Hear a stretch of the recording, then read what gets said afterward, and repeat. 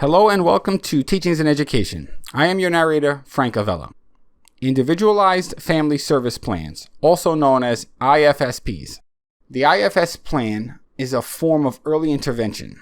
Early intervention is so important, and research has shown us that intervention services can change a child's developmental path. IFSPs include early intervention services and supports only for students found eligible. There are a number of services available to eligible students. Services include speech therapy, psychological services, medical, hearing, occupational therapy, and more. IFSPs are different from IEPs in that they center more around the family, whereas an IEP centers more around the student. The family is recognized as an integral part of the child's development.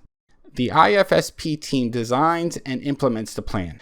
The IFSP specifically mentions that intervention must take place in the child's natural environment, which is where services are to be delivered. Usually, services are delivered directly in the child's home. The plan itself must include desirable outcomes and objectives for the child's development in areas of weakness. Again, we're looking to improve the areas of weakness. If you feel as a parent that your child is developmentally behind, you can contact your local education agency, that's your school district of the town you live in.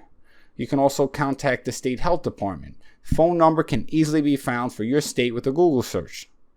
A child is eligible for the IFSP from birth to age 3. At that point, they can be tested for an IEP.